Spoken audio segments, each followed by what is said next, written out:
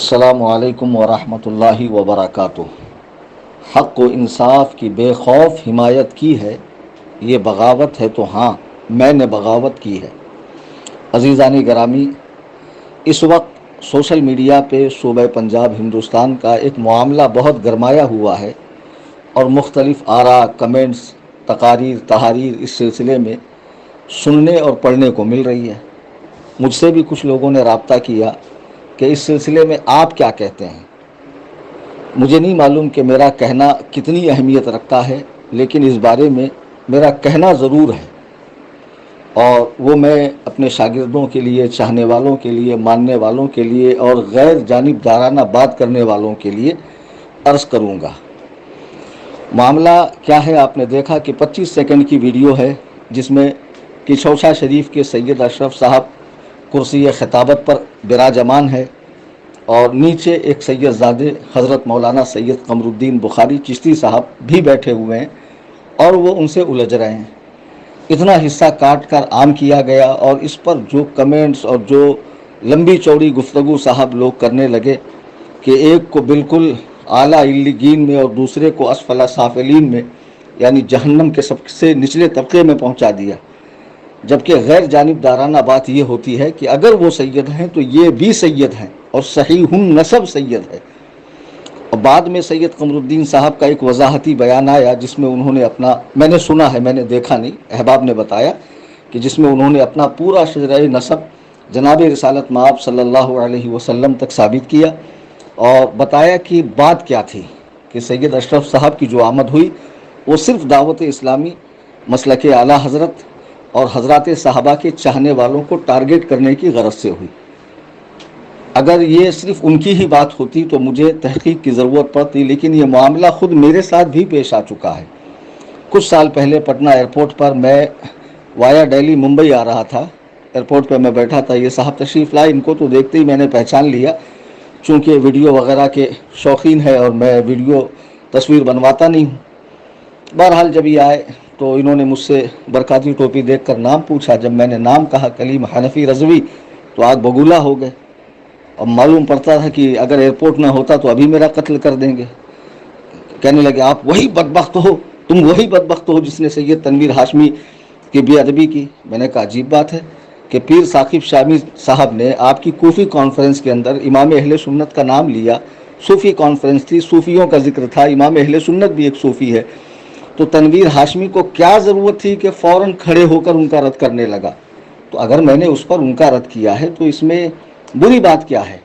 تو وہ صاحب جس انداز میں پٹنہ ایئرپورٹ پر اعلیٰ حضرت کو یاد کر رہے تھے، فاضل بریلوی فاضل بریلوی، ایک مرتبہ بھی انہیں توفیق نہیں ہوئی سرکار اعلیٰ حضرت کو اعلیٰ حضرت کہنے کی، رحمت اللہ علیہ کہنے کی، امام اہل سنت کہنے کی۔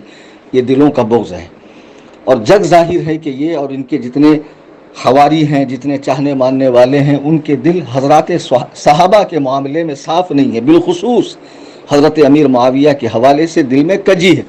اور جو ان کی حمایت میں تحریریں لکھ رہے ہیں، سجادہ نشین صاحبان، گدی نشین صاحبان، تو ان کے دل بھی جو ہے حضرات صحابہ بالخصوص حضرت امیر معاویہ کے لیے بالکل صاف نہیں ہے۔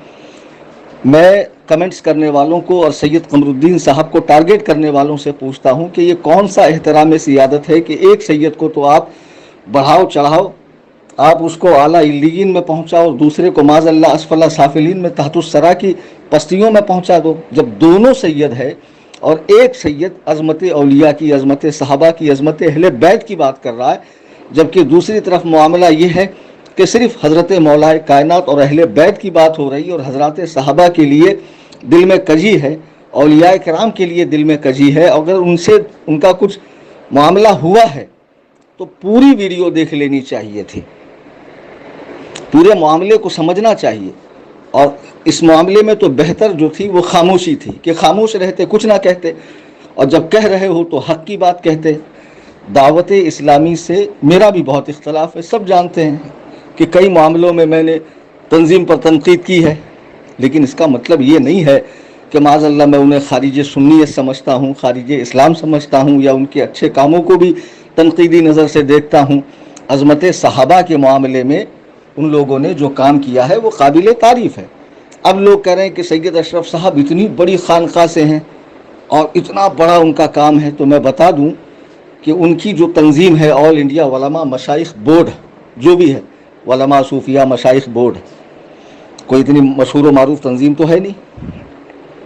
وہ تنظیم دعوت اسلامی کے مقابلے میں ایسی بھی نہیں ہے جیسے چھننی میں آخری آٹے کا جو برادہ ہوتا نا، جو بالکل نظر نہیں آتا، جسے دوربین سے دیکھنا پڑتا، اس کی حیثیت سے بھی کم حیثیت دعوت اسلامی کے مقابلے میں ان کی تنظیم کی ہے، جس نے پوری دنیا میں مساجد کا جال پھیلایا ہو، مدارس کا جال پھیلایا ہو، اسلامی قلعے تعمیر کیے ہو، علماء کی فوج تیار کی ہو، علماء متقدمین کی کتابوں کے تراجم اور حواشی وغیرہ کا کام کیا ہو.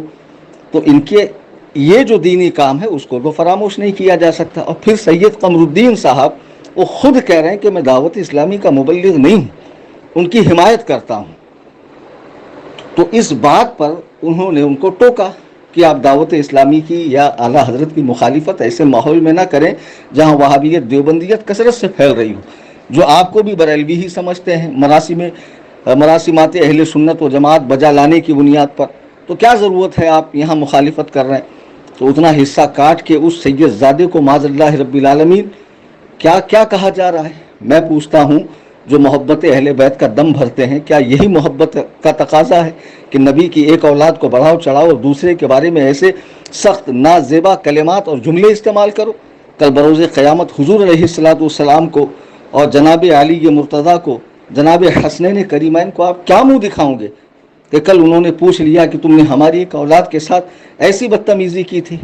اگر وہ سید ہیں تو یہ بھی سید ہے. اس معاملے میں یا تو خاموشی اختیار کی جائے یا تو بولنا ہے تو حق کی بات بولیے.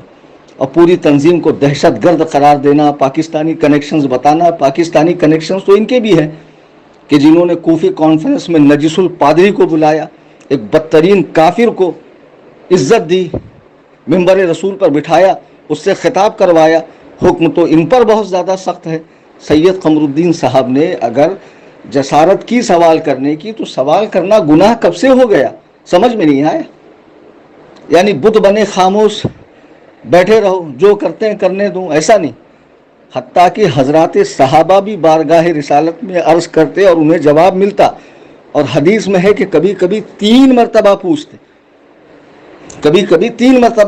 تبھی قرآن نے کہا انظرنا، کہ ہمارے حال پر نظر کیجئے، یعنی ادب و احترام کے دائرے میں بارگاہ رسالت میں سوال کیجئے. تو کسی شخصیت کو بھی آپ سوال سے مبرہ مت کیجئے نا کہ ان سے پوچھا نہیں جا سکتا ہے، ان سے بات ہی نہیں کی جا سکتی ہے، ان کے ہر قول و فعل پر آمنا و صدقنا کہو. تو یہ اندھی عقیدت آپ کو مبارک ہو. سید قمر الدین صاحب کو جو بات کھٹکی انہوں نے کہی، مجھے اس میں کوئی بدتمیزی نظر نہیں آئی. اور جس شخص سے انہوں نے پوچھا ہے ان کے معاملے کو اگر بنظر غائب شروع سے آخر تک دیکھا جائے تو سید قمر الدین کی یہ جسارت مجھے کم معلوم پڑتی ہے. خیر، اللہ تعالی ہمیں حق کہنے، حق سننے، حق پر چلنے، حضرات انبیاء علیہم السلام، صحابہ کرام، اہل بیت پاک اور تمام اولیاء اللہ کی تعظیم و تکریم کرنے کی توفیق عطا فرمائے. مسلک حق اہل سنت و جماعت یعنی مسلک اعلیٰ حضرت پر استقامت نصیب فرمائے. آمین ثم آمین.